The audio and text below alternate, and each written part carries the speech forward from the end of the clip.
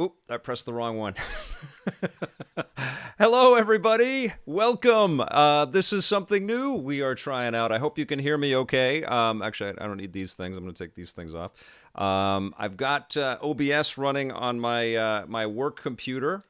And I've got my sort of regular record camera set up, which is going to, I'll be able to communicate with you guys through this live. I've got the Polymega hooked up. It's live. I've got Tony Hawk Pro Skater running already in here because I had to make sure that the audio levels and everything were good, and I turned the music off because, of course, it's got all kinds of licensed music.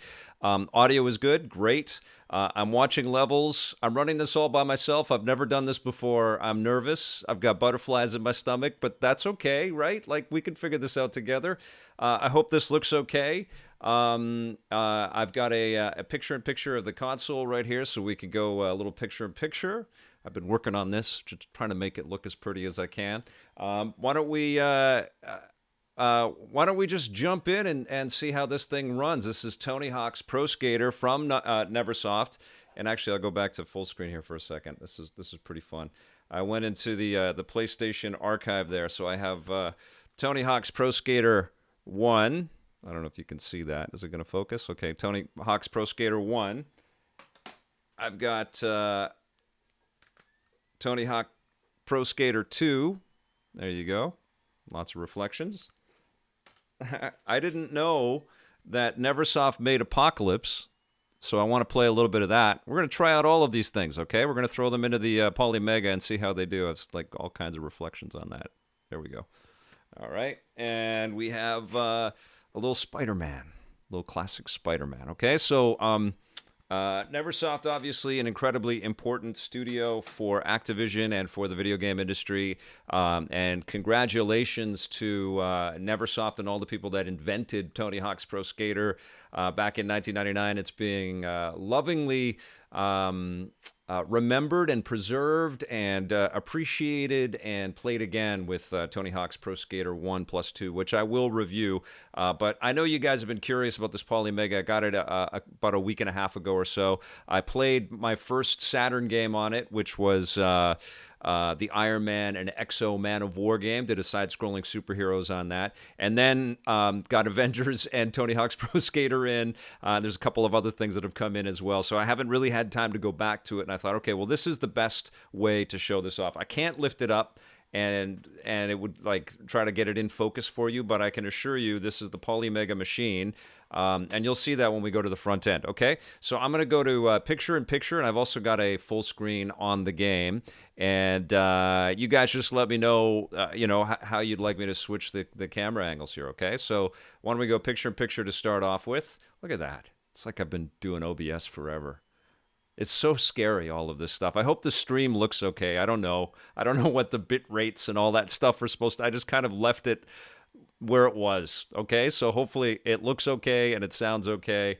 All right, let's play a little bit.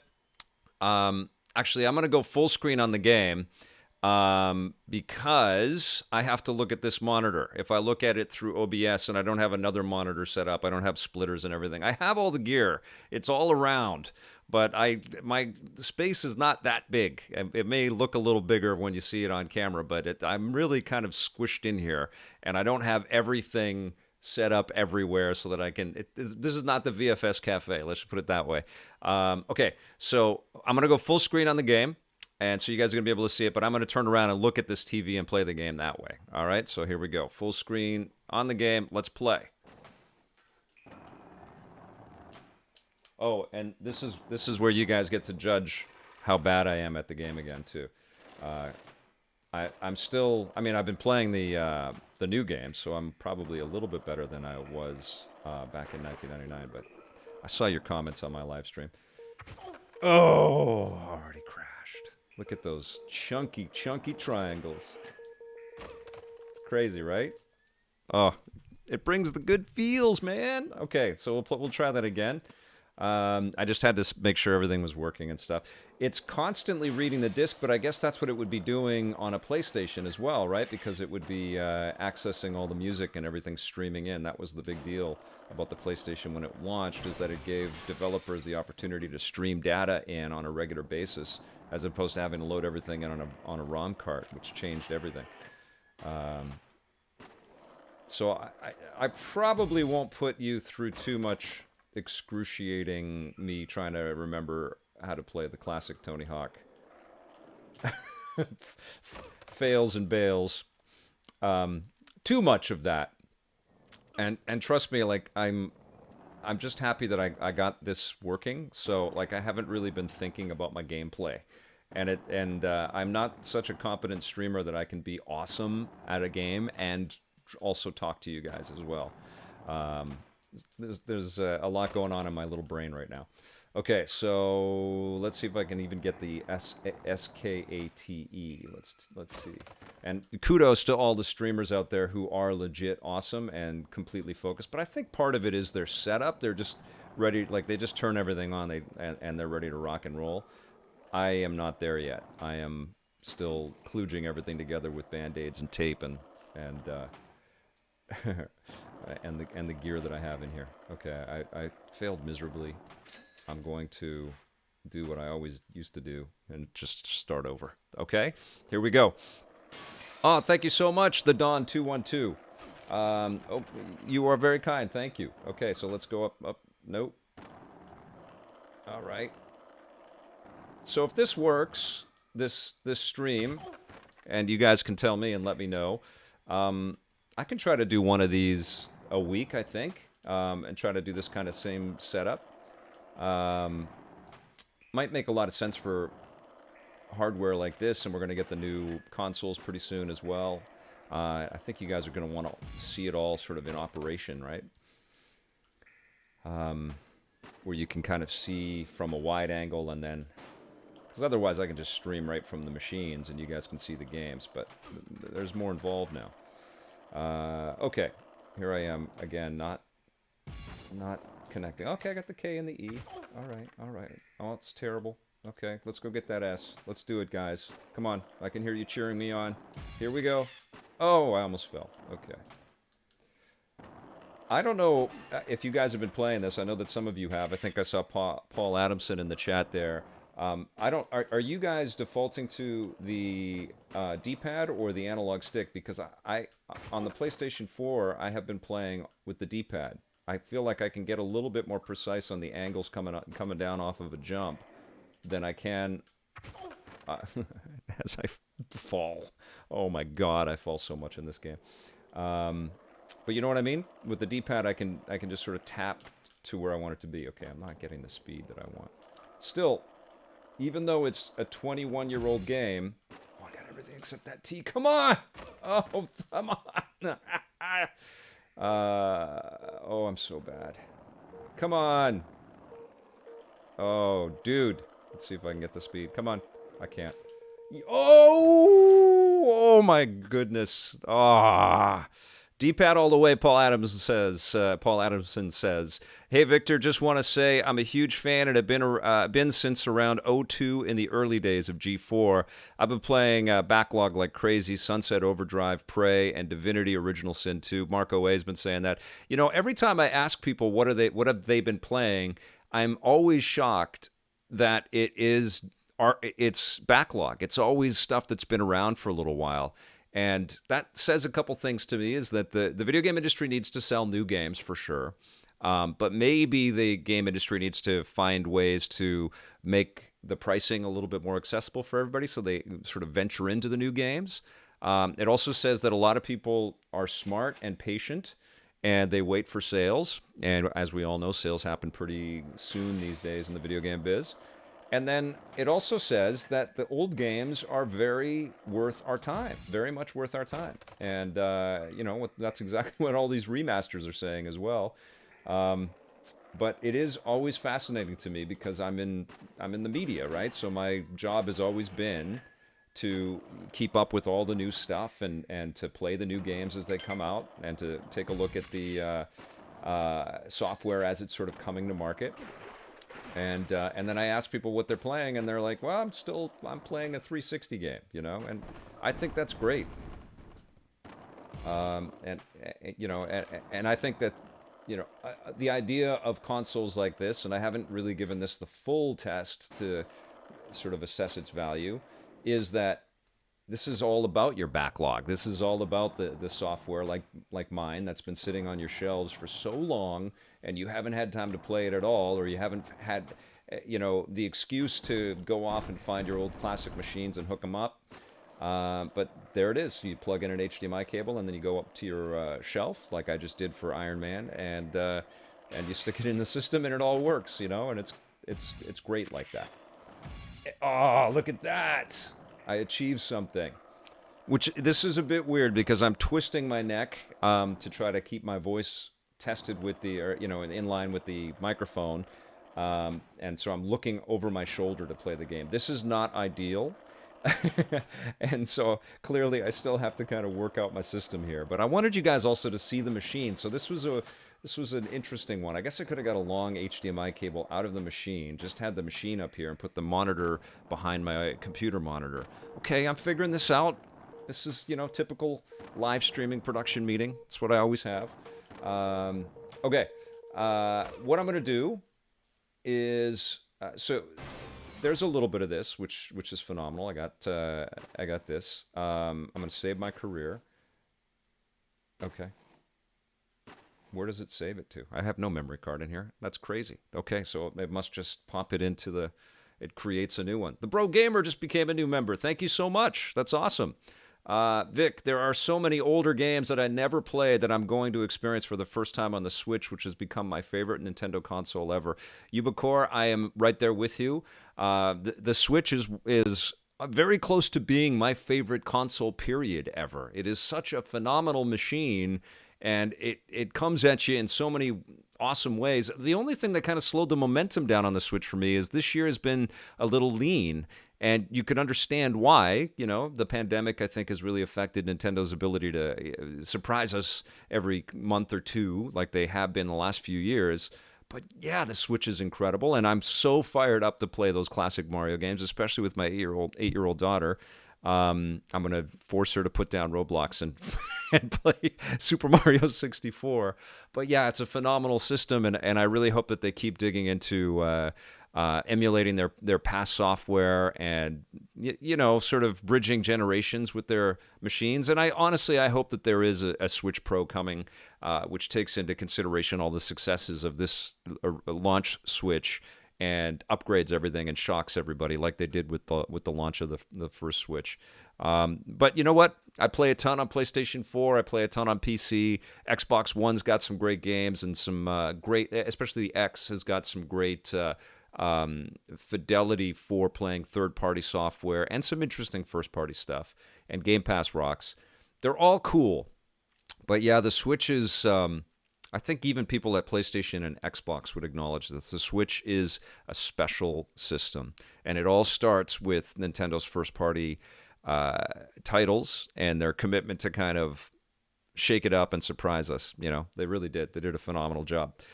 Bro Gamer Vic, I thought EPN was coming back to TV. Yeah, who knows?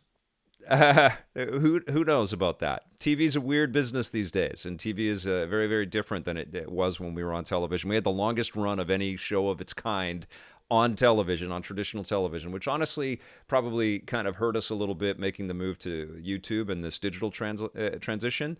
But what I hope for our content and our programming going forward is that people find us wherever we are, and we find more ways to reach people with the platforms that exist out there. I sure freaking loved being on television, though. There was a very, very different deal when we were on TV. And even from going from a weekly show, I know I've said this to a lot of people that have tuned into previous Let's Plays and stuff, but even going from a weekly video game show to a daily show when we did in 2008, and suddenly recognizing that we were in people's houses every day, and kids were showing their parents the show and the games that they were excited about, and grandparents were sitting down with grandkids, and it was amazing to see um, people's sort of acknowledgement that this medium really deserved that much attention. And my life changed completely. I remember just, I used to walk down the street in Vancouver fairly anonymously. Like people that really loved EP and loved video games would recognize me every once in a while. But when we went daily, it was crazy. I'd be wearing, 3 days worth of scruff and sunglasses and a baseball cap and a hoodie, and people would be shouting out their cars, "Hey, Vic, video games, video games." Or most people would just point at me and say the word video game, which is a weird thing. I don't know if any of you guys have acknowledged that, but or have that in your lives, but because you're all obviously gamers. But when somebody points at you and just says video game, it's crazy. My 1080 is MSI, Fat Chimp says. Okay, where are we going here? Welcome to the, okay, I'm just going to scroll up just a little bit. Here we go. Video game. Poor Tony Hawk needs 911. Yes, especially my Tony Hawk. Jamie Andrews, good to see you. Jason Cheney, good to see you. Who else is in here? Matt Le Pirate, Xbox Series X equals Anaconda, Xbox Series S equals Lockhart, question mark, question mark, question mark equals Edinburgh. I don't know what that means. Edinburgh is one of my favorite cities on earth, though. I love that place so much.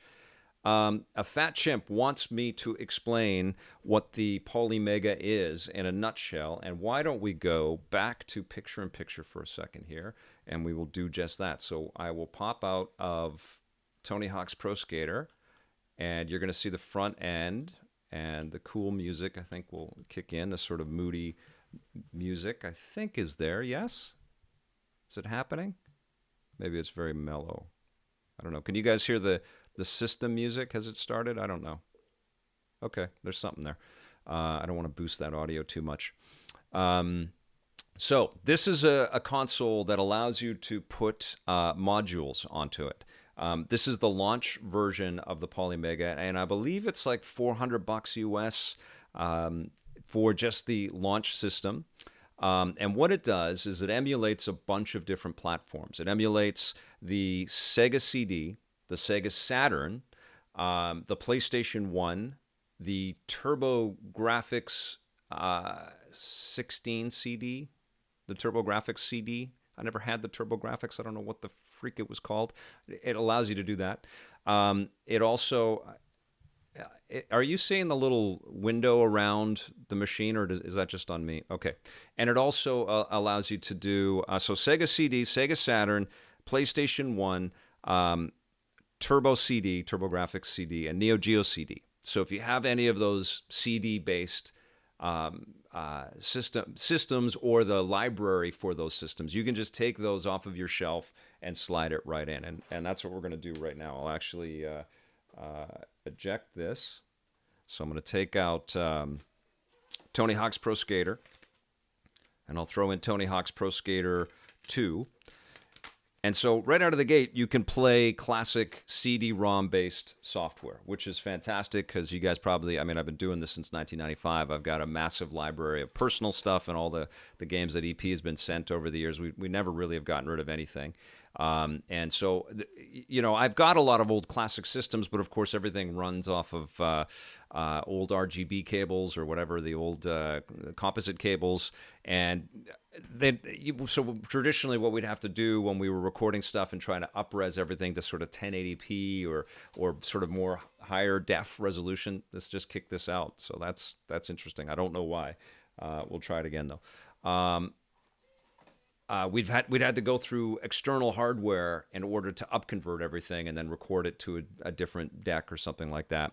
There are many simpler ways to do that now. There's also, you can mod systems and you can buy modded systems. But this system aims to be an all-in-one device that plugs in through your HDMI. And in addition, I'm not going to lift up the machine because it's working. Tony Hawk's Pro Skater 2 is ejecting, and I don't know if it's my disc or what, but it doesn't look like we're going to be able to play. But let's throw in Apocalypse, and let's see how Apocalypse works. This is the Bruce Willis game. So what this thing does allows you to play out of the box most CD-ROM-based games. for those respective platforms. And then you can buy modules for the NES and the Super Nintendo and the Sega Genesis and the TurboGrafx. And then the idea and there's going to be more as time goes on, I think is the idea. There's also going to be a digital storefront, which I don't think is live yet. I didn't update this, though. There might be some new things there. And that's the thing, too. It is emulation. And so you see Apocalypse just loaded up into my menu there. It is emulation, and so some of the respective emulators need to have new BIOS updates and things like that applied to there. So you have to download some of that, some of those firmware upgrades or the BIOS upgrades and stick them into the machine. I haven't done any of that, so I don't even know how to do that yet. And honestly, the whole reason why this excites me is because I don't want to tinker. I want to be able to like my analog Mega SG and my analog Super NT, I want to be able to plug in the HDMI. And I have firmware upgraded those, by the way. But I don't want to be thinking about that stuff too much. I do like the fact that this has an automatic, it connects to the internet, so you can automatically update the system. And I haven't tried doing that today because I've been working on this OBS thing and getting this all set up. So there is a lot that you kind of have to think about when you're getting into this system, but what you don't have to think about is a machine that will run the existing software that you have. Now, I've seen a lot of the comments on my unboxing video about getting a RetroPie system or something like that, or there's lots of emulation options that exist out there, and I totally get it. I like the fact that this uses the software that I own. I like the fact that this is legitimately, using stuff that's just been sitting around. And I know that there are a lot of collectors out there that don't want to use those old discs or those old cartridges. They want to preserve all of that, and they would rather just emulate right off of hard drives. I get that. You can install. I noticed I couldn't do that with Tony Hawk, but you can install games directly to the hard drive. And the interesting thing with this game, this machine as well, is that it actually comes with some software. And I'll show you. It comes with some, I don't know any of these games, but it has Super Nintendo games in different versions. There's Super Famicom games. This is Top Racer and Top Racer 2, or I think we're Top Gear Rally in North America. And so these are all included with the machine. So there's, I don't know, like 10 or 20 different games. So you can kind of see what the emulation would be like on the Genesis and the NES. On the Saturn, I did install Iron Man, XO, Man of War. So that is my disc that I've installed into the machine, and I can go back to it anytime. I don't have to throw the disc back in there once you do that. And I noticed I could not do that with Tony Hawk, and that's probably because it has to read all of that music that's there. There's a few TurboGrafx games. I checked out Moto Raider on the TurboGrafx 16 Mini, and I did not like that game. I haven't played any of these, so and I didn't really want to make the focus about these other emulated things. I wanted to look at the. I've got this pushed over to the side. That's why it's so weird. Let's go to full screen. I can show you guys. Here we go. Full screen. Okay, so it's PC Engine, TurboGrafx 16, Saturn, and Genesis. So all in all, I think there's going to be close to 10 different machines that you're going to be able to pass through this system. And you can accumulate an incredibly large library of titles on this thing. I think you can apply external storage to it as well. So, I don't know what I'm going to do yet because I haven't really gone full, deep dive into this and started looking at all my other, pieces of software, and haven't decided if I'm just going to install a bunch onto this thing. I may. I'm very curious to get some of the modules too to see how they stack up with the analog stuff that I have, which is not emulation. It's FPGA, which is like a true like system on a chip kind of recreation of the classic hardware that it's revitalizing, which is pretty cool. And I've been very happy with those analog machines. so far, I don't think there's anything like they haven't talked about Game Boy or I think there's Game Gear is going to be emulated through the Genesis module, but I don't have those, so I don't want to really talk about that stuff too much yet because I haven't played around with it. But it's pretty cool that you get a nice sampling of different emulated software on here. I understand that this is using a lot of readily available emulation code, but it's a clean front end, and it's worked quite well. I actually am a pretty big fan of, I'll show you at full screen here. I'm actually a pretty big fan of the Polymega controller, which I showed off in my unboxing.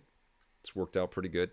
I don't have the wireless little bud in there, so I'm tethered right now, but it's pretty solid. Okay, so let's play a little Apocalypse. What do you say? Okay, so we're gonna jump right in. And let me know, I can see your comments. Victor, Polymega just gave you 500 games to review on your channel. You've got review work for 3 years. Yeah. Yeah, that is always true. I am never without an opportunity to review things. That's why actually creating a... Hi, Lake Crystal. Jamie Andrews, I'm replying to you. That's why it's important, I think, for me to figure out, because, I had a live option when I was at the cafe, and we could kind of work to kind of set up a show and do a bunch of testing and playing of some of this stuff. The amount of things that I'm being given to take a look at and talk about and review has not really changed. There's a ton of things, and I can't keep up with everything if I'm going to edit all this stuff and package it all up. So I feel like doing a little bit more live content like this is going to be good for checking out some things. So today it's about the Polymega field programmable game arrays. Sam IM 111 FPGA. Is it? Okay. Anyways, let's jump in and play. Man, there's a lot of comments. There's a lot of you in here. Thank you so much for joining me today. This is amazing. This is awesome. I just want to go picture in picture to give you one of those. You all rock. It's very, very cool that you're here. Okay, so let's jump in and go full screen again. Boop. Should I make the boop sound every time I make a transition? And, field programmable gate array. You guys will tell me all the things that I'm too dumb to know, which I love. That is awesome. In real time, which is incredible. May have shared you to Reddit. Bro Gamer, thank you. I love that. Yes, please share me to Reddit. That's a weird sentence to say, but I guess it's the way it is in 2020. Dude, nice. More live content. Got that from Goku. You rock, Goku. Good to see you. Who else is on here? Jason Cheney. I've always used the D-pad for the Tony Hawk games. Yes. Another thumbs up for D-pads. Okay, let's play a little Apocalypse. I may have to I'm going to probably jump into the options and turn the music right off because I don't know what licensing is going to be like on any of that stuff. Okay, so let's jump in. Vanilla Gorilla, longtime fan. Thank you. Thank you so much. I'm noticing that you cannot install PlayStation games, and that's likely because you have to stream music and audio and stuff off of the disc on a regular basis, I would imagine. Tiago Santos, good to see you. Tiago, you're based in Portugal or something like that? Where are you based, Tiago? You guys can all tell me where you're watching this from. I love that. It's awesome that, that is the cool thing with this kind of content is people are watching all over the place, but in real time you can see where they're watching from, and we never got that from TV, right? And every once in a while our stuff was pirated, our TV content was pirated, and I would be in Europe or something like that, and somebody would walk up and say, I watch you from the Cayman Islands, or it's like, well, how do you do that?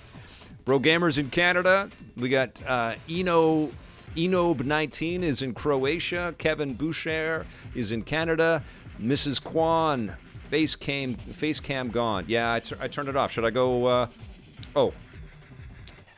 No, I'm going to do this because I have to look at the monitor that's behind me. I'll show you guys. Some of you are just jumping on right now. Okay, so I've got the picture-in-picture.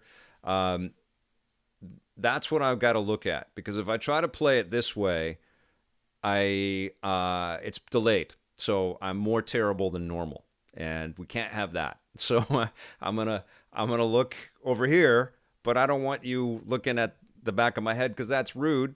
So I'm going to go full screen. Boom. And oh yeah, this is not FPGA. This is emulated. Okay, so I'm pressing start. Funny story about this. I think we saw Bruce Willis in, I think it was New Orleans, just before this came out. So I saw in Digital Foundry, John Linneman's fantastic video about Tony Hawk Pro Skater 1+2. How do I change this? Oh, music level? How do I change it?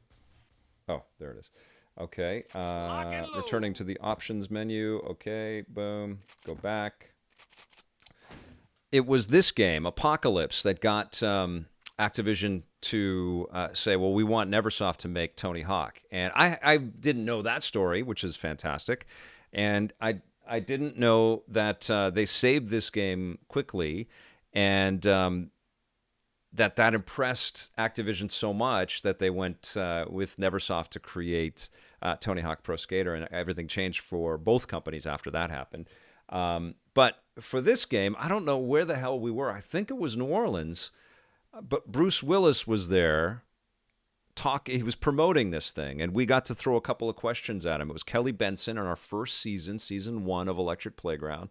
And so we used him in all of our demo material because he's like one of the biggest stars in the world, especially back then. But he was incredulous. He could not believe that he was having to do a press conference with a bunch of game journalists. It was a very the smirk on his face as he looked out at all of us back then was crazy. Vic, I really am interested to see what's on the eStore for Polymega. Would love to see some Saturn rarities at a good price on here. Me too, S. Columbus.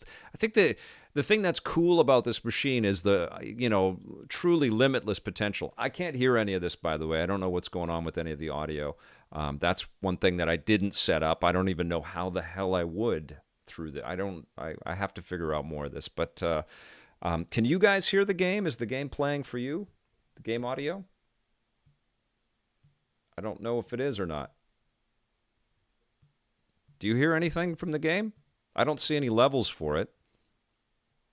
Oh, you know what? This is probably all tied to the sound. It's probably all tied to the music. That's what they used to do.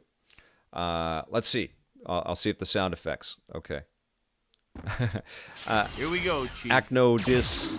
Oh, there it is. There's the audio. Okay. So this is. Oh my God! I don't even know what I did. Oh, I can't look at the OBS screen. I got to look at I got to turn around so my audio, my audio might shift a bit. Okay. Oh, I was pressing the analog controllers. It's so many things that you have to kind of relearn when you play a lot of retro games. Okay, especially when you have like an all-in-one controller like this. Yeah, I don't know how to hear the audio of the game personally yet. That's something that I got to figure out. It's probably in the settings of OBS. But I don't know. Granted. But I'm glad you guys can hear it. Does it sound okay? Is it too loud? It might be too loud. Yeah, I'll turn that down. Is that better? Okay. Tell me how the audio is. Panzer Dragoon Saga on the store. I have Panzer Dragoon Saga. I could walk over and plug it into this machine right now and play it for you. Wesley West, that's right. Electric Playground could be watched on KTNV ABC 13. Yeah, it's crazy. When we went daily, is that much better?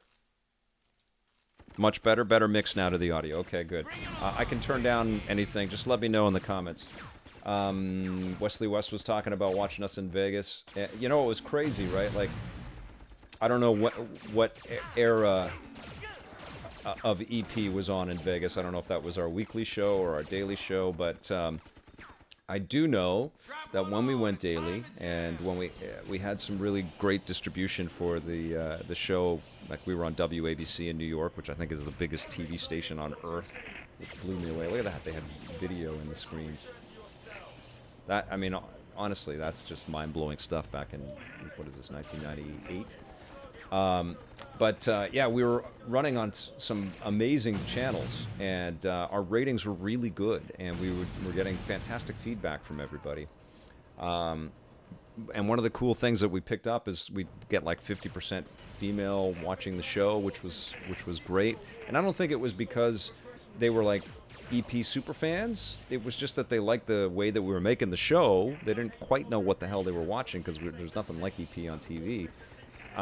But we were also talking about the coolest things that people make, and so they would watch that stuff. Oh, I have to jump like that, right? So they'd watch the show and be like, "Wow, look at how cool this is! Look at how," and of course, when we went daily, we talked about movies and TV shows and comics and all kinds of fun things. So it was really, really wonderful to sort of see that audience kind of grow, and to see our show that kind of really started off kind of niche and really for gamers only, that people were watching it everywhere, which was cool. And I would get comments and notes back from people every once in a while. It's not like this, though. I mean, I'm chatting with you live right now, which is totally surreal for me.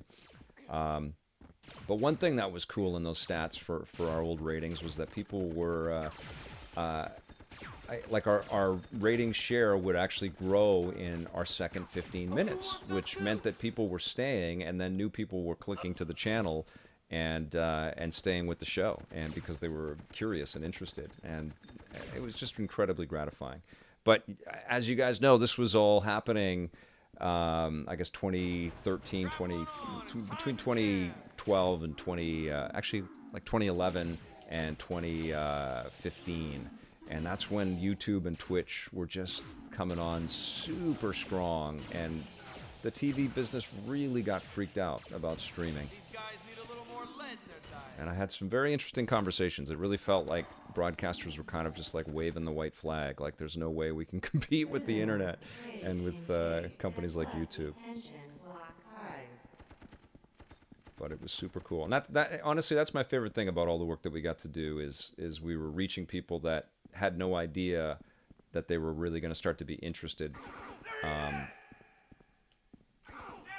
in video games, because they would watch the content and be like, holy crap, I thought games were much simpler than they are.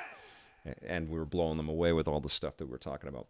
I love the charm of old school PS1 games and graphics. You know what, Digital Elixir? I'm with you. You know, I've felt like the sprite-based stuff has been able to age better in a way, like the old 16-bit stuff. But there is this charm now that I'm like, me personally, I'm really appreciating in these really chunky triangles. You know, these developers just they did the best that they damn could, you know, and they were learning stuff in 3D that they'd never had to think about before. And you know, it didn't always work, and some of these games didn't really stand the test of time, but there's definitely a lot of fascinating stuff to go and dig back into, you know. And I haven't played this. Honestly, I haven't played this since it came out. This is what excites me so much about the Polymega. It's like, now I'm going to be inclined to re-review some of these things that I reviewed back on the show back in the day, you know. Victor, how did the idea and realization of going daily happen? Great question, Jamie Andrews. It stemmed from us partnering with partnering with Rogers on the Lab with Leo Laporte, because that was a daily show for them. And the way we would do the Lab with Leo Laporte is Leo would come up to our studio, and we'd shoot, I think, like 2 weeks or 3 weeks worth of shows at a time, and then we would cut them together and release them on a daily kind of platform, on a daily schedule. And so that got our team set up to create daily content. And then when it was becoming clear that the relationship with Leo was going to come to an end, and the show was going to not continue, I wanted it to. But Rogers was kind of looking to make a change, and we had already been in discussions about bringing EP to the channel because they had G4 Canada and they needed content, and the G4 in the States was starting to batten down the hatches and not work on too much tech or video game type content, and so we'd had discussions about going daily with Electric Playground and kind of expanding out and talking about more things, which is something, honestly, that I've wanted to do. I created a pitch for Discovery. We were on the Discovery Science Channel in 2001, and I created a pitch for them called Entertainment Tomorrow, which was kind of cheeky because Entertainment Tonight was a big influence on me for EP. But they picked it up, they greenlit it, and then it didn't end up happening. And honestly, it didn't happen because of the 9/11 terror attacks, which is just a weird thing to tie it to. But everything changed for our business and many businesses around that. But I'd always had this idea to talk about movies and TV shows and toys and comics, and so that was always in my mind, and the timing was right. G4 and Rogers needed more content. They saw the value in talking about entertainment and technology in a different way, and expanding out on the audience that we had, and bringing more people to our content. And they liked working with us, and so we created a great partnership, and we went daily with EP, and then we went in 2008, and we went daily with Reviews on the Run, which is kind of a fantastic sister show and a great hour of content in 2010. It was a lot of work, but it was a tremendous amount of fun. I'm actually digging this game. This is it's a twin stick shooter. I'm using the D-pad and the action buttons, the face buttons. I don't know what I do here though. Is this just a pit? It looks like I'm just gonna fall. No, it's just dark.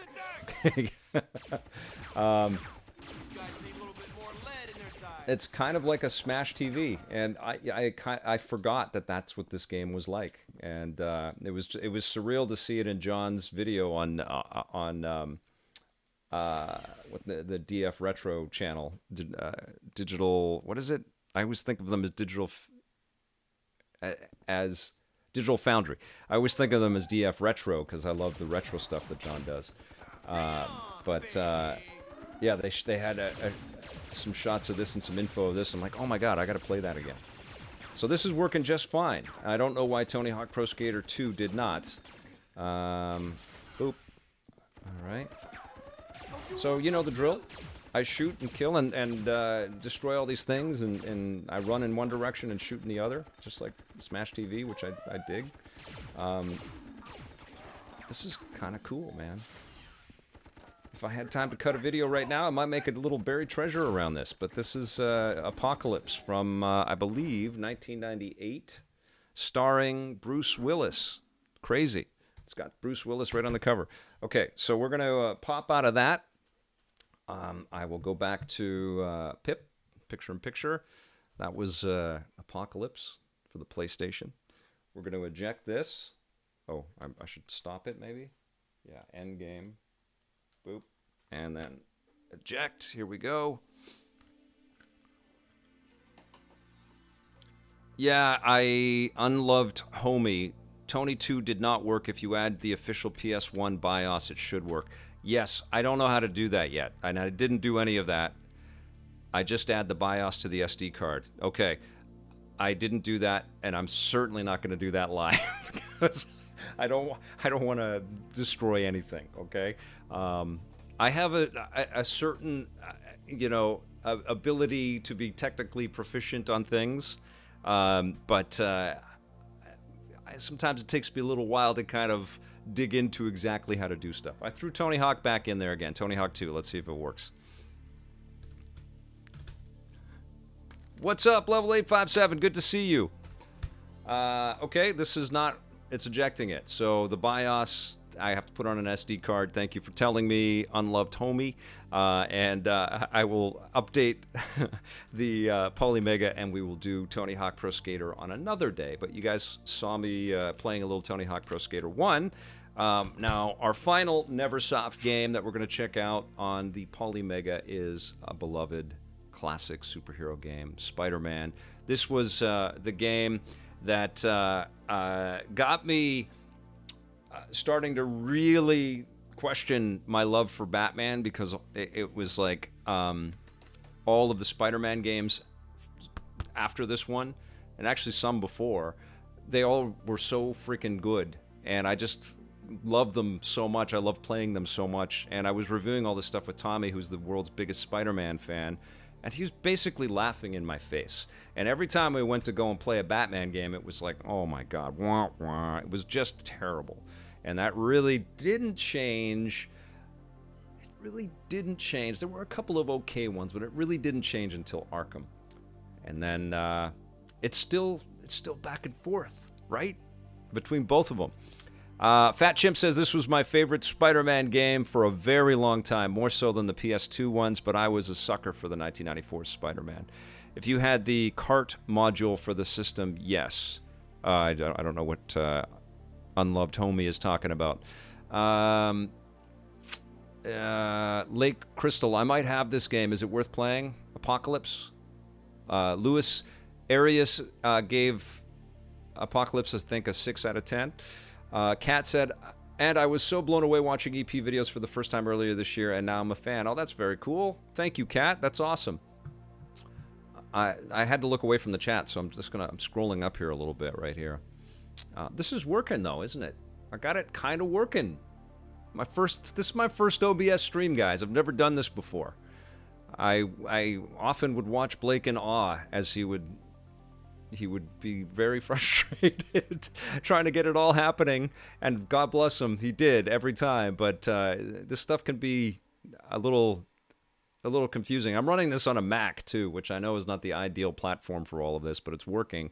Turning that music down also turns this down. Oh, I don't know.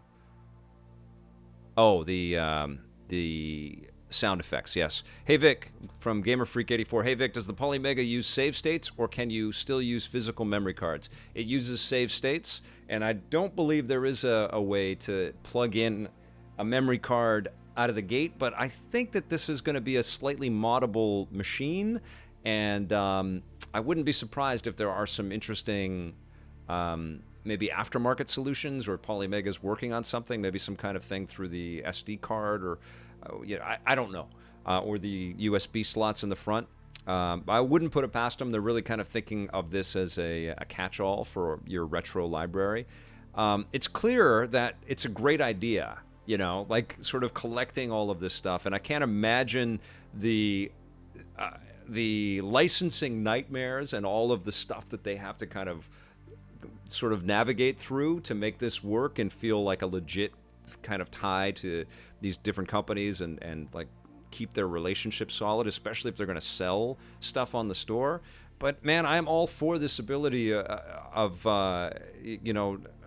not letting these games become abandoned, and allowing people to access this content, whether it's physical media or through the store that they're creating. I think it's an awesome idea, and I really hope it all comes together for them and for us, And I'll definitely have some thoughts on this the more that I play with it. But let's jump into Spider-Man, and I'm going to put us on the full screen game mode here so I can take a look here. On another topic, Jamie Andrews, Victor Blake would be so proud of you right now. Thanks, buddy. Kevin Boucher, on another topic, I really enjoyed the collab you did with Renee Ritchie. It was an interesting Apple-related news day. Do you think you might do more Apple-related content? Yeah, absolutely. I guess one of the things that I've got to figure out is like live discussions kind of after things happen. This is the first today, right now, what I'm streaming right now is kind of the first steps into that direction. I've got a pretty good handle on being able to record Zoom interviews and cut them together and put some visuals and stuff like that on them and release them as podcasts. But clearly there's an opportunity to have a discussion around things like the Xbox Series S announcement dropping at midnight. And I want to get there for sure. It's all about managing the time, because also I have to play these things and report back to you guys with what I think about them as well, And it was kind of challenging being able to play both Tony Hawk and Avengers over the last little while because I'm obsessed with both of them. Okay, enough about that. Let's jump into Spider-Man, and again, I'm going to turn the music down, so I'm going to jump into the options right away. I know that this has the classic Spider-Man theme. The Polymega also supports Retrobit controllers and I think the Xbox One pad. You know, I ordered a Retrobit controller because I was playing the Saturn and I wanted to feel like I was playing a Saturn game, but I ordered an actual Saturn Retrobit controller for the actual Saturn, so I have to send it back. And it came immediately. It came the next day. And I'm like, yes! And then I opened it and it's like, oh my god, it's for the real old classic Saturn. I don't need one of these. I have many Saturn controllers. So I still have to get one of those things. Okay, so let's play a little Spidey. Send it to Lewis. Okay. Options. Boom. Oh, it ties music and sound effects? You know what? We're going to play with music. Because we need sound effects. Okay, here we go. Oh my god, this has been a long time. Have not played this. When did this come out? Was this 2000? When the hell did this come out? Is this 20 years old? I have not played this since it came out. Let's give it a shot. I should go to kid mode. Will you guys all look away while I put it up to kid mode? Don't look. Don't look. I'm doing it. Don't look. No, I'll just play normal. All right, here we go. 2000. The music is MIDI. Technology is the light that will cut through the darkness. Expo 2000 Science Fair. There's Doc Ock. You know what? We're going to skip the cutscenes. Let's get into the game. This is a, Neversoft Love Day. Absolutely, Paul. I wanted to play Tony Hawk Pro Skater 2, which arguably is their greatest game. Welcome, I don't know. Could be between this one and Tony 2. They're such an amazing company. You know, and Vicarious Visions also, who made this remake, the Tony Hawk Pro Skater 1 and 2, but they've done phenomenal games. And they did a Tony Hawk game for the Game Boy Advance back in the day, and they've always pushed the envelope. And Beanox as well is such an incredible game. They worked on Tony Hawk 1 and 2 remake as well. And Beanox made one of my favorite Spider-Man games of all time, Shattered Dimensions. All right, let's follow the Spidey compass. Okay, I can't remember how to play this guy, so... Oh. Oh, jeez. And that was it. What'd you guys think? Did you like it? That's pretty cool, right? Okay, here we can try it again. Looks away. Game still says kid mode. Here we go! Spider-Man falls to his doom. That's pretty cool that it's kind of up-resing everything, and you know, it looks pretty good, you know, for a 20-year-old PlayStation 1 game. Let's see if I can get from one building to the next. I don't know what the buttons are. Oh. Okay, follow the Spidey compass. Where's my... Oh, okay. And do I just hold down? I think I do. I think I just hold down. What is this question mark going to tell me? Hey, Spider-Man. Come over here. There's Black Cat right on. When a building is close enough, you can swing to it. Press I don't have jump the sound, button so I and don't know what they're press saying. And hold the R2 button while in the air to swing. On Avengers, will I be squatting up? I need to squat up. I think what I'll probably do is... well, I have to schedule a time, so I have to kind of... I legit have to create a calendar for myself for gaming and cutting and all the things that I'm doing right now. So I've got to do that. The next thing that I'm going to be focused on is the Tony Hawk 1 and 2 review. So I'm going to try to get that out tomorrow. But I want to play more Avengers. But yes, I would love to squat up. Cool, look at this. What's going on here? Oh my god, it's so good. Oh, he spat. Well, for that, you get beat up. Don't spit in public places. It's so gross. Okay. You, look at that. That's a face to be punched right there. Kapow! All right, now where do we go? Spidey compass, right here. This blew our minds, guys. Oh, almost fell. Spidey senses. Oh man, I'm thinking of Stan Lee. We talked to Stan about this game. I think that was one of the first times that we met him. My Spidey compass will help me find the bank. Yeah, this would have come out. Yeah. Oh my God, this would have come out just as we were kind of breaking out a little bit because we were on Discovery Science, and I think he was in our 6th season, Stanley, where we had a nice long chat with him at Golden Apple Comics. And that was the first time I met him. I think Tommy worked on this game, or yeah, he did. And so I think he had already met him, but he had never interviewed him for TV.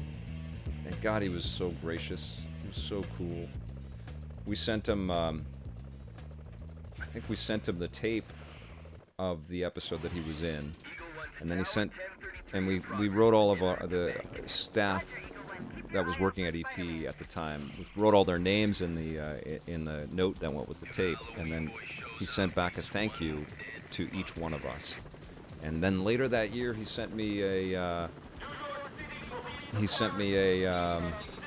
Christmas card, and it was a classic 70s Spider-Man Christmas card, which I have in my archive somewhere. But yeah, wonderful dude, and we worked with him a lot over the years.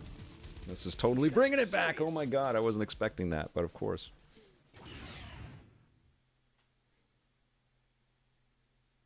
So this is working great. I mean, I could totally be sitting in the game cave and just chilling, playing a classic PS1 game as easy peasy as that, which I love. Does it look okay on the stream?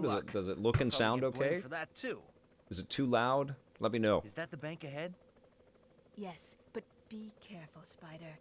I saw the chopper dropping off armed robbers on top of the bank. I don't know. Thanks for the heads up, Cat. I can't hear it. I've got to work that out next time. Figure out some headphones for myself. I'm going to turn it down just in case. Yes, it sounds good. Audio is good. Great.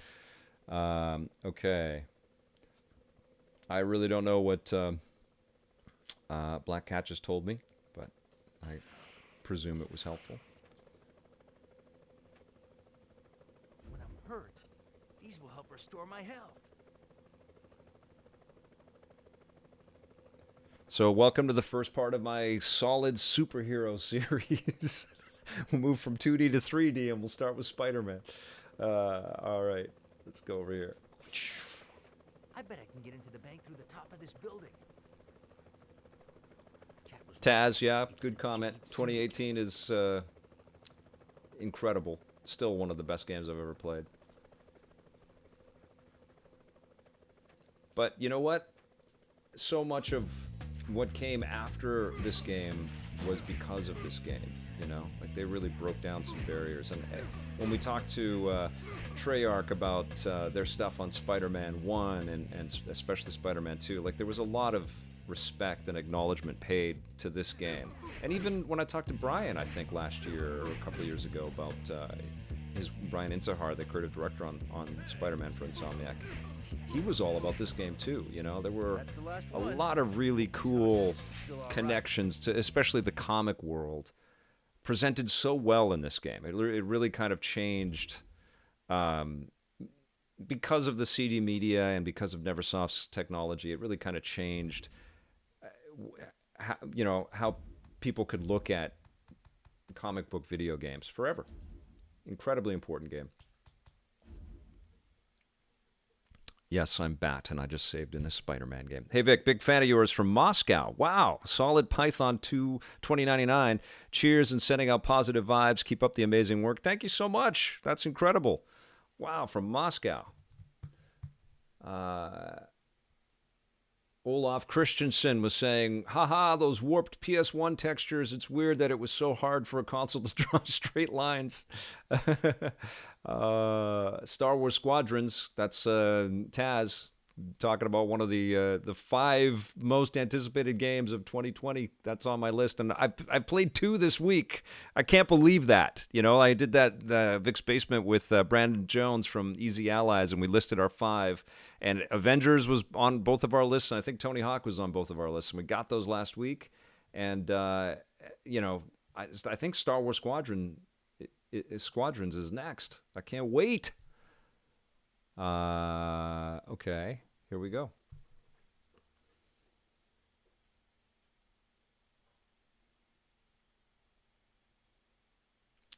Travis Winward says that this uses the same engine as Tony Hawk. And I would imagine that Neversoft was, they were cranking these games out fairly quickly. And of course, in the early days of 3D games, a tremendous amount of challenges. So I think the company's worked with as much of a knowledge base and existing,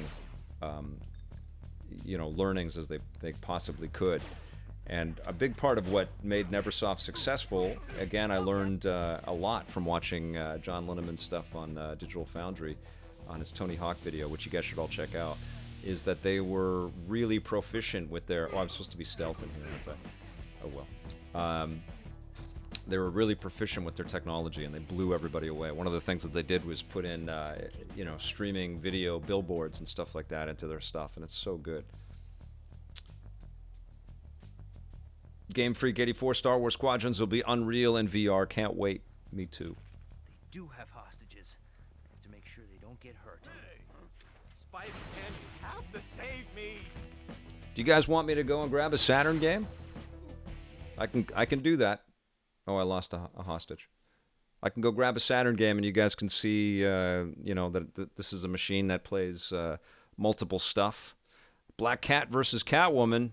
Who has been better in video games? I hope they don't mind if I make a quick deposit. I think Catwoman. The Arkham Catwoman stuff has been pretty rad. We shall not speak of the Halle Berry Catwoman game, but yeah, two incredible characters for sure. Okay, I'm gonna be right back. I'm gonna go get a Saturn game. I'll let you see the front end of this while I go back. I'll be right back.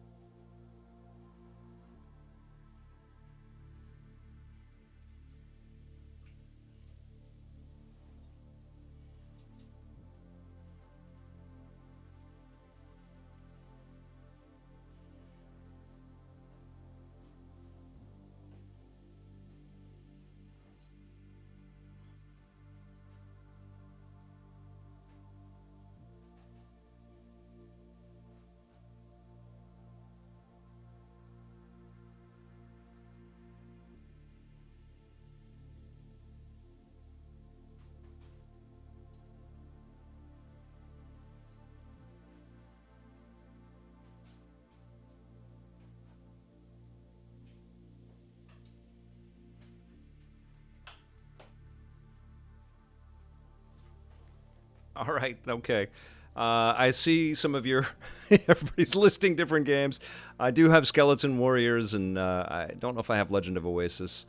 Dragon Force, I don't know if I have that. I have Virtua Cop for sure. I don't have Burning Rangers. I don't think I have that. I don't know if I have Shining Force. I have Virtua Fighter, but I didn't get any of those. Here, I'll put it on full screen for a second. I picked up Scud, the Disposable Assassin, which I heard some of you would like me to take a look at for side-scrolling superheroes. It's been a long time since I played that. And I also brought over a Sonic CD game, or a Sega CD, Sonic CD. We'll check that out. And a classic, Daytona USA. So we'll throw that in there too. What do you think? Okay? Why don't we start with Daytona? So we'll pop this out right here. Boom. Spider-Man, come on out. There you go. A lot of these Dreamcast cases are very fragile. Here we go. So Daytona's going in, and I probably can install that right to the system. We'll see.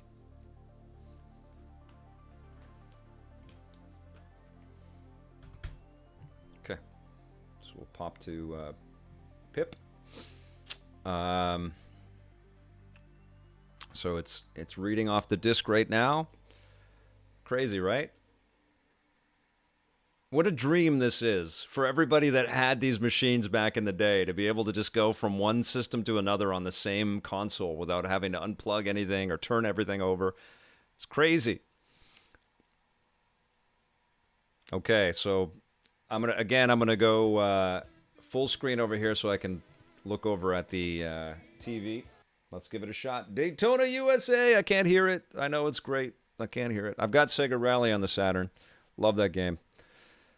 I do wish that this played Dreamcast. That would be the next level, man. And I don't know if they're going to be able to upgrade the machine so it will play Dreamcast, but that would be incredible. So we'll just play the arcade mode. We'll just give this a shot. I mean, isn't that exciting, though, to be able to just bounce from PlayStation to Saturn that easily? You know, with your like legit software on the shelf. I know you can do that in lots of other ways. Okay, so here we go. Press start. I'm pressing all the other wrong buttons. Okay. Sega. Start. Start. Start. Is it this? Oh, the buttons are backwards. Okay. Oh, it's ABC, right? Yes, yes. Okay, we'll play advanced. Let's give it a shot. Okay, let's do it. Automatic. Okay. Sexist. Right? I miss Sega consoles and all their awesome IPs. Level 857, 100%. I don't know what the gas button is. Guys, I don't know. I don't know if I'm moving. I'm moving! All right. Look at those polys! Oh my god. It's working! Oh my god. Oh, I'm bouncing off the walls. This is a franchise Sega really needs to bring back, eh?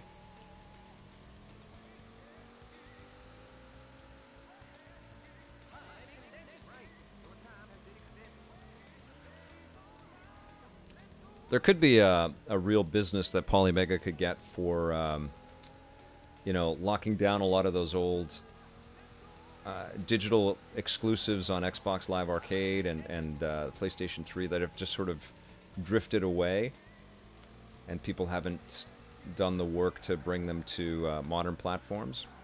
Of course, I'm thinking of Scott Pilgrim, but there's lots of games like that.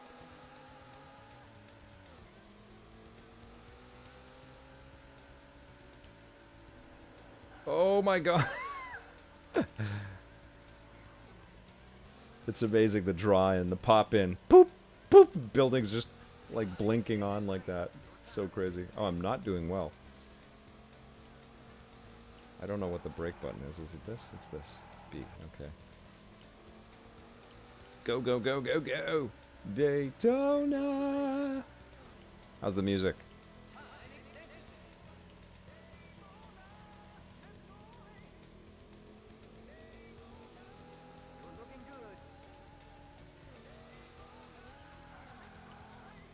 Whoa!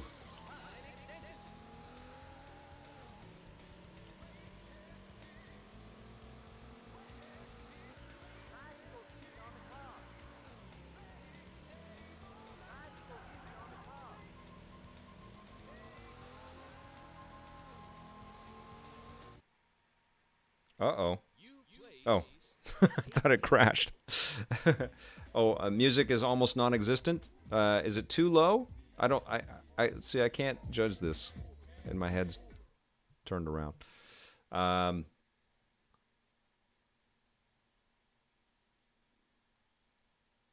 Sega SNES era had the best RPGs of any generation. 222. Yes, I was hoping Spider-Man would be in 1+2. Yes, me too, Sensel. Vic, I was wrong. Spider-Man isn't unlockable in Tony Hawk's Pro Skater 1 and 2. The publishers and developers just don't have the rights to it. It's interesting that it's not even on the PlayStation 4 version of the game. Something tells me that it will be. Game audio is low, just a bit. Okay. Thanks, you guys. Do you want me to do another race, or do you want me to play another Saturn title or a Sonic CD? Why don't I answer a couple of questions while you guys tell me what you want to play next? Or we could go back to a little Neversoft Spider-Man or Tony Hawk, whatever you want me to plug in. Only thing we can't get working for whatever reason is Tony Hawk 2. I rave late. Is an old school controller or a custom one with the console? It is a custom one.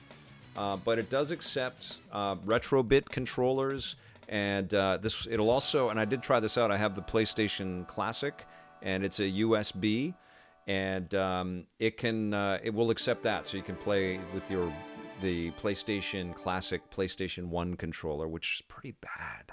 I didn't really like it. Not good at all. But I checked it out. You can't leave here until we hear a song in full. Is the song playing? I don't know. I don't know what's playing behind me. Bro Gamer asking, what is your all-time favorite game? It's still The Legend of Zelda Breath of the Wild. It's you guys should have... I should have just taken pictures of my face as it was just constantly in awe playing that game. Absolutely incredible transportive experience. And yes, I know it borrowed from a lot of other similar types of ideas, but no one was expecting Nintendo to make a Miyazaki movie that you could play. You know, such an incredible game. I'm excited about the Warrior Heroes, the Zelda Breath of the Wild prequel. The Switch game that's coming out in November, because I love Breath of the Wild so much. Kevin Boucher agrees with me. Bro Gamer says yes. Wesley West says Polymega. What is the system I'm using? Yeah, this is the Polymega, which I don't know if it's out on the market yet. I think that there is still backers of the system that are getting it, and then it's got a deal with Walmart or something like that.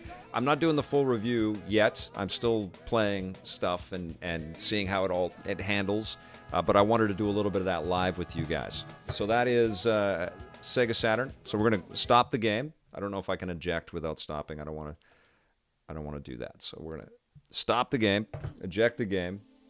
Let's pop in a little Sega CD.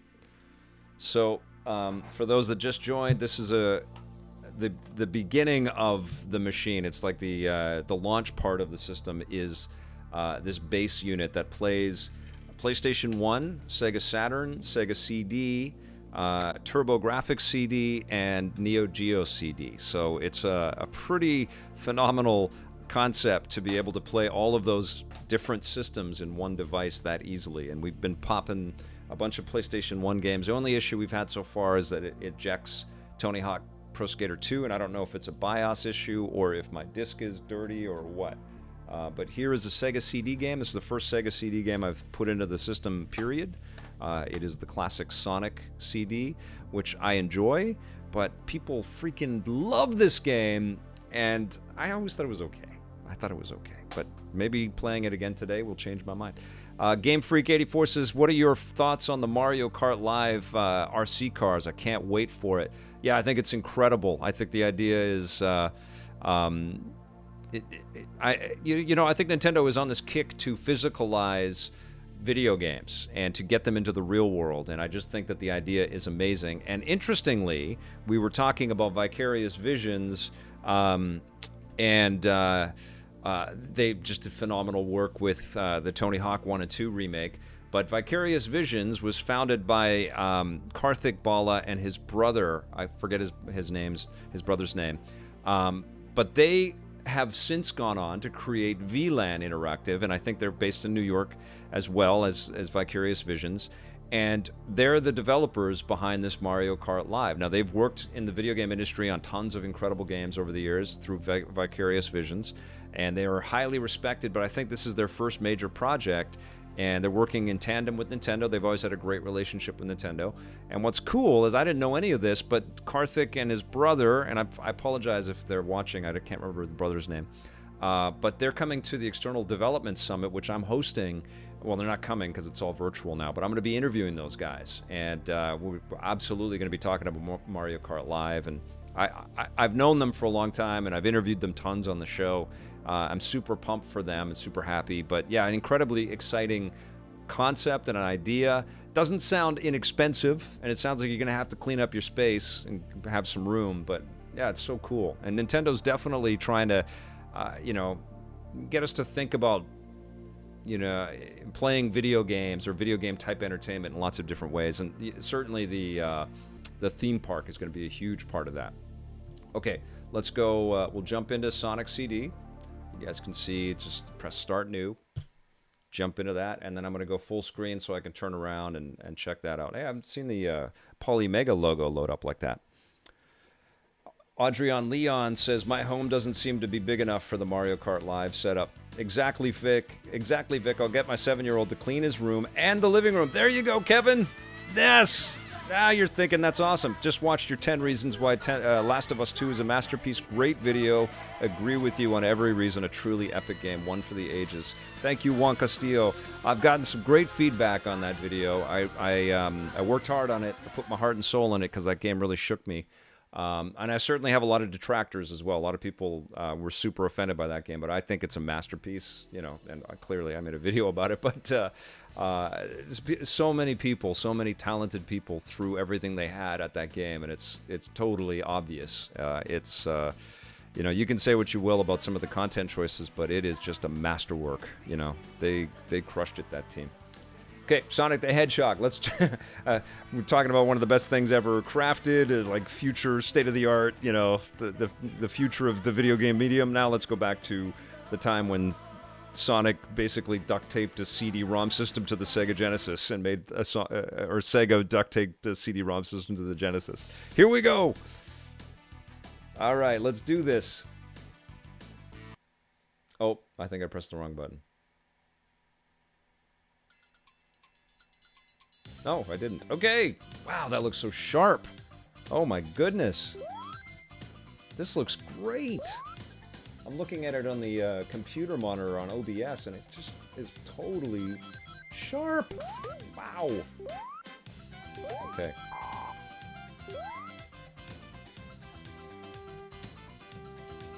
Oh yeah. Pseudo 3D.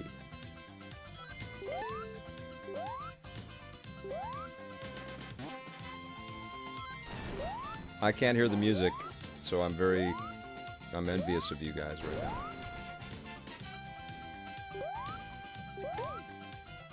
I just read that Sega's got a bunch of games planned for its 30th anniversary of Sonic next week. I almost say Sonic and Sega are so interchangeable when they, you know, when the words come out quicker than you can keep up with your mind. Keep saying Sonic when I want to say Sega, but apparently we're going to get a bunch of new stuff next year, which sounds good to me. So the first Sonic the Hedgehog game, incredibly important for me. It was one of the games that really showed me the emotional sort of connection that we were establishing with these characters and these digital creations. I was living with 7 roommates at the time that game came out on the Sega Genesis, and I brought it home because I was the guy that always had the games and collected the games and shared them with his friends all the time. But I brought it home, and we all played it together. We were in our little TV room, all 7 or 8 of us, singing Sonic the Hedgehog. We were making up lyrics to the Sonic theme, and it was... it's one of my favorite game memories, and it's something that I tapped into all the time when I was out pitching Electric Playground as an idea. It was like, you know, you can't just think of these things as, you know, as licensed goods or like a toy or a fad. You know, like we are connecting with these sprites on some pretty amazing levels, and that was very evident to me playing that first Sonic the Hedgehog game. Sorry I'm late. Finished filming a new video with my younger bro. Well, it's good to see you, Nintendo Boy 17. We've been playing Polymega, and we've checked out games on the PlayStation 1, the Saturn, and this is Sonic CD for the Sega Saturn. Sega CD. A lot of S's. It's like really pushing my sibilance today. This is Sonic CD for the Sega Genesis CD. Yes, we all know. You guys all know. I have to sing my own tunes because I hear nothing. It's like half the game when you don't hear the music.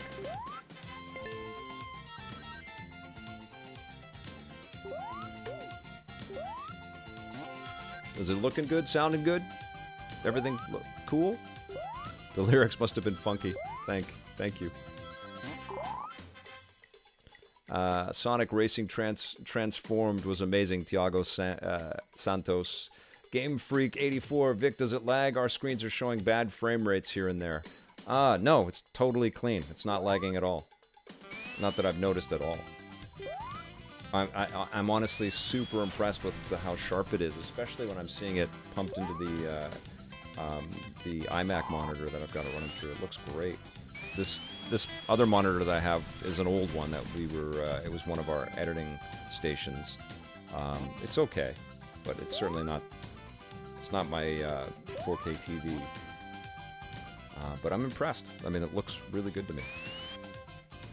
But yes, definitely call out any performance hits or music. If anything's loud or isn't quite working the way you want it to, just let me know.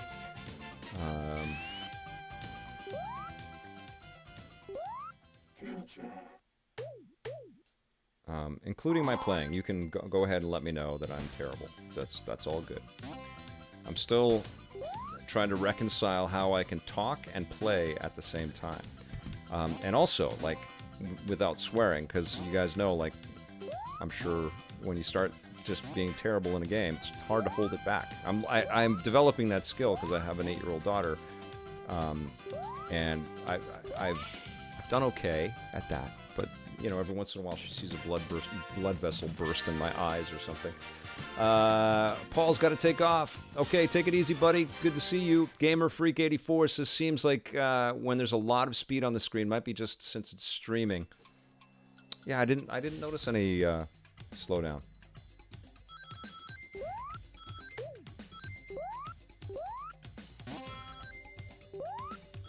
Now there's a lot of stuff happening right here. It looks good to me. Oh,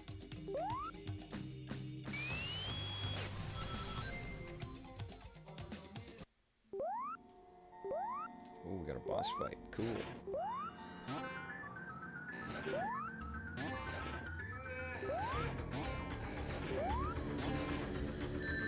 Oh! Oh, there was a little bit of hesitation right there.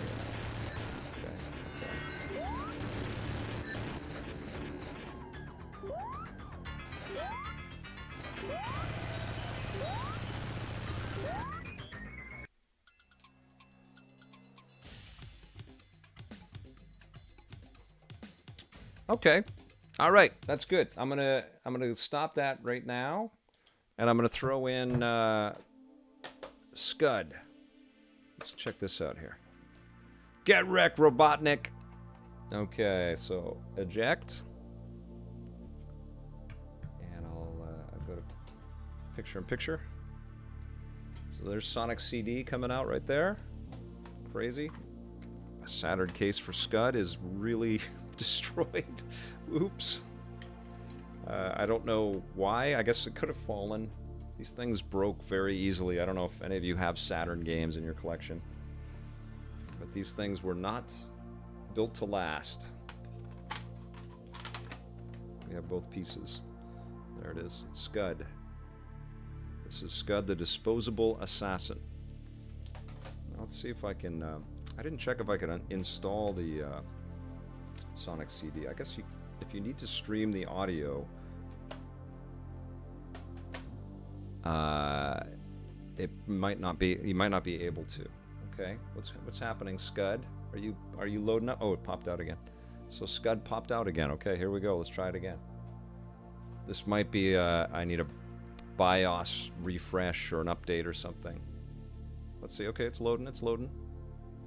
Fortunately, in Japan, Saturn games used normal CD cases. Oh, that would make more sense. 40 Winks, I remember seeing the Nitro Rad review, and he pointed to how the PS1 version had a quote from a Nintendo outlet that said, "Move over, Mario."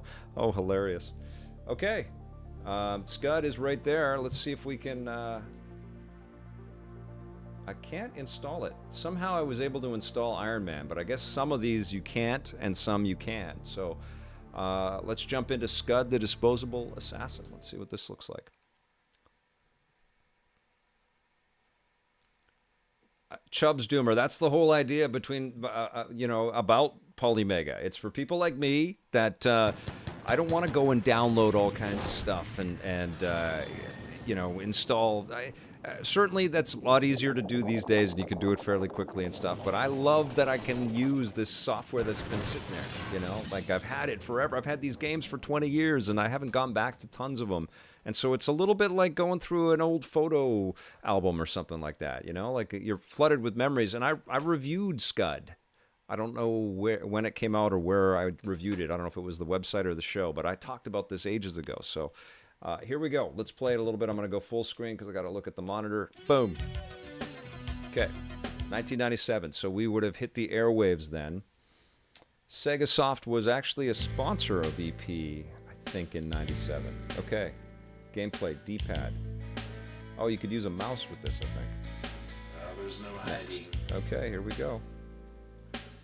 Oh, you could use the light gun, of course. One player.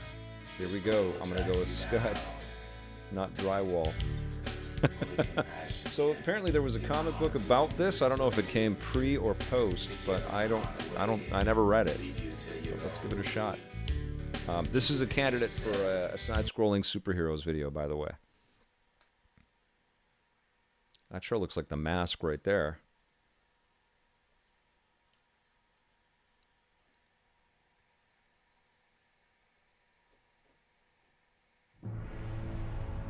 I've been sent by ComKillServe to Space Station Asgard.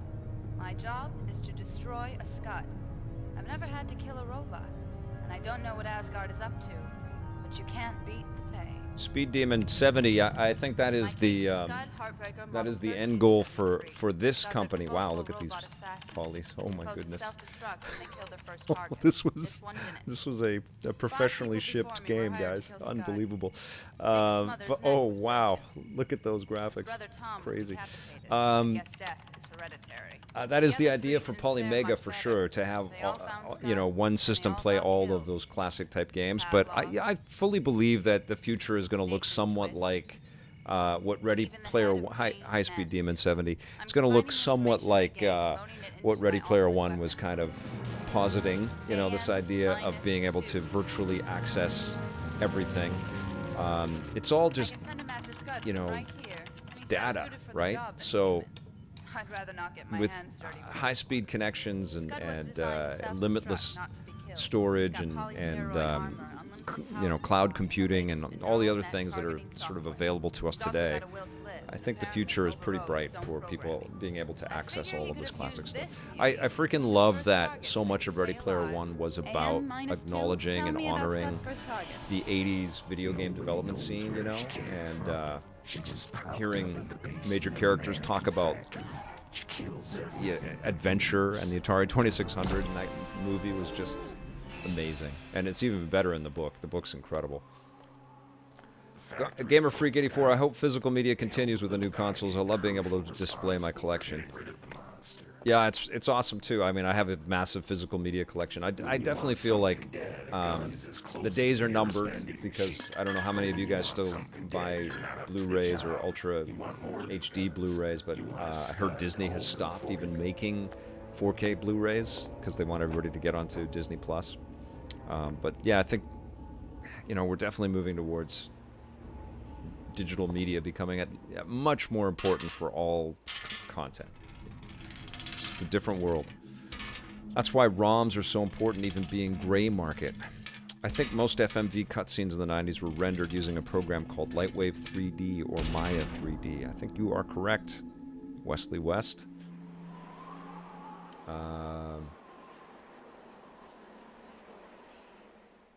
Maybe the disc on Tony Hawk 2. That's the only one that didn't work so far, right? Maybe that has some dust on it. Let's see if I'll give it a wipe and see if it'll... I may have another copy of the game. My archive is not in alphabetical order, so it's a pain in the butt to find stuff. That's why I haven't done a tour. It's kind of a mess in the game room. Oh yeah, there's a big fingerprint on this. That's probably what it is. This is a well-used disc, this Tony Hawk 2. Okay, I'll try it again after we play a little bit of Scud. Here we go.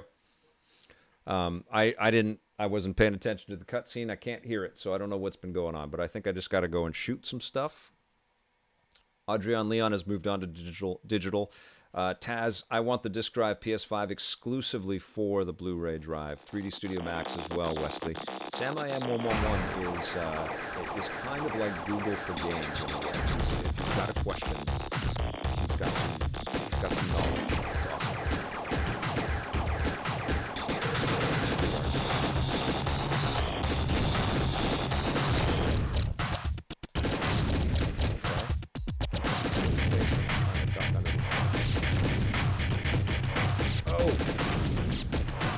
So this is Scud on the Sega Saturn. I'm playing it on the Polymega,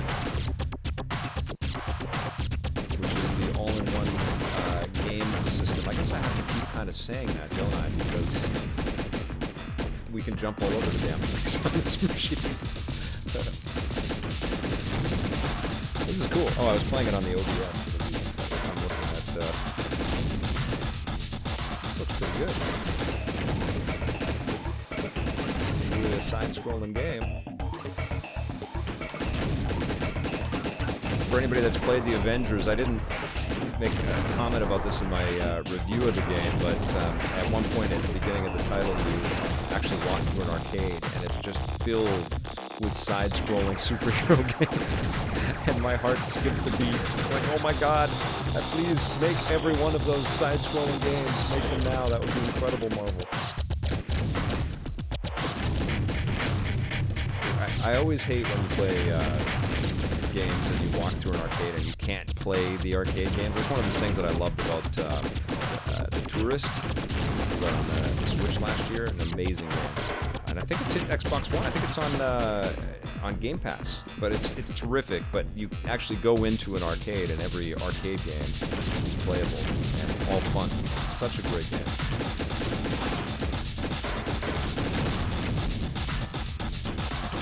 Hello, game over. Okay, this is cool. I can see myself getting into this. Back in the day, you know, what is this, 97? I'm sure that my thoughts were, oh, come on, we want some 3D design. We want to see things in 3D. We want to go into the screen. What are people still hanging on to these 2D games? And now in 2020, it's like, come on, why don't we have more 2D games? 2D games are awesome. They're so much fun. Still lots of life left in 2D experiences. Anybody that's played The Messenger or Dead Cells or Owlboy or the SteamWorld Digs. So many incredible games. Celeste. Ninja. Shadow Complex. Oh my god, so many good 2D experiences. Okay. Playing until the next one. We'll try Tony Hawk one last time. And I gotta work it out.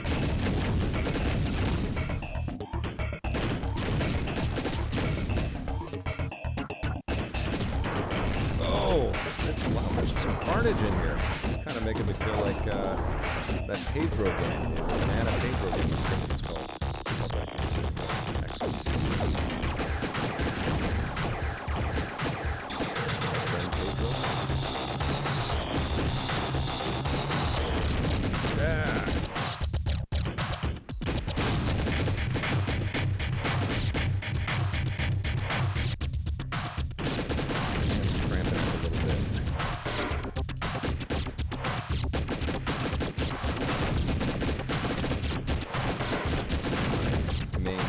Controller, so I'm still sort of figuring out how to ergonomically hold it and use it.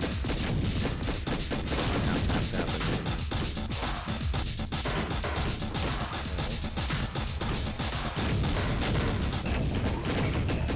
It's pretty fun.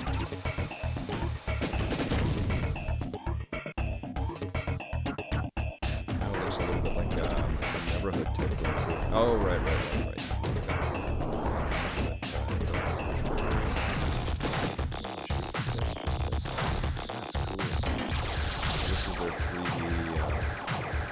Okay, that's pretty rad. I'm gonna play more of that. I'm digging that. Okay, let's try a little Tony Hawk. So we're gonna escape out of here. Boom, exit game. Boop. And we'll go picture in picture one last time here. Bonk. And Here's my Tony Hawk 2 disc. I wiped it clean. So let's see if that makes a difference. Fingers crossed.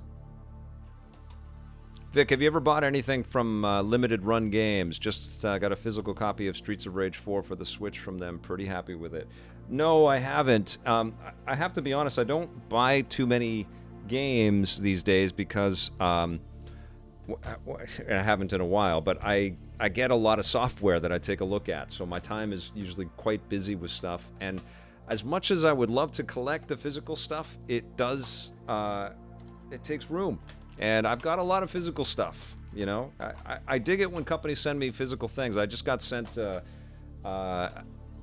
not working. I just got sent a game called Fight Crab for the Nintendo Switch, which I'll take a look at. Maybe I'll stream it, doing something like this. But they sent me the physical disc, and they sent me a physical, here it is. It's called Fight Crab, which is just crazy. It's a Japanese title from Mastiff, and they sent me the soundtrack on CD, which I haven't had a CD in a while. It's much easier for companies to just send the codes, and you guys know, like, I love digging into the past, but it has to kind of be, I have to have an objective when I dive back into one of these old classic games. That's why I created side-scrolling superheroes, and now I'll be playing a little bit more and then talking about this as an emulation machine, and I'm sure I'm going to, come up with new content ideas based around being able to play some of this classic stuff. Maybe I'll do something on dual-stick shooters or something. But generally, I take a look at so much software that I am quite happy with just being in a digital kind of frame now, and being able to download these things, play them, delete them, and then start the next piece of content, which becomes the content that I make. And I have a big collection of physical stuff. I certainly think about it because I have a collector mentality, as you guys can see, and I think about the archival of it and the way that it all looks, and I know that Johnny Millennium at Happy Console Gamer really loves his his physical collection and being able to show that off, and I like the idea of that. But I'm very fortunate. I have a lot of that stuff. I've been doing this for a long time, so I'm okay with not having the too many collector's editions and too much physical media these days. But yeah, long answer to a brief and very polite question. I have not bought anything from Limited Run. Wouldn't mind getting a couple things from them to kind of talk about them, though. Maybe that's something that I will do. Certainly as we progress further and further into this kind of digital versus physical equation, that we're going into. And I was just playing something of Tony Hawk. I was thinking, God, this is such an incredible game. Spoiler for my review, that it would be Tony Hawk 1 and 2 remake. That is a game worth preserving in physical form. It's just so superb, and there's something that connects me emotionally to the original releases in that thing. There's something wonderful about the idea of having a physical version of that. But to tell you the truth, I like the convenience of being able to access stuff digitally these days as well. It's we are on the precipice of change for sure, but that's what's exciting about video games all the time. This is it. I'm trying this one last time. I do have a big thumbprint right there. Maybe it didn't quite come out. Let's see. That looks super clean. There is a little bit of a scuff right there, but that looks pretty super clean. Let's try this one last time, and we'll see if this works.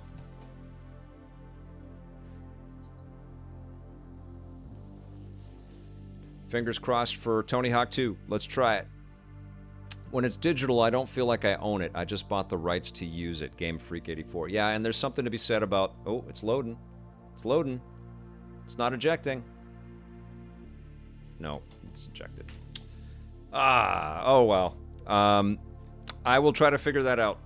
And I will report back to you when I take a deeper look at the Polymega. But I think this thing worked pretty admirably today, right? I had it on for a long time. It's not hot or anything like that. It seems like it's well ventilated.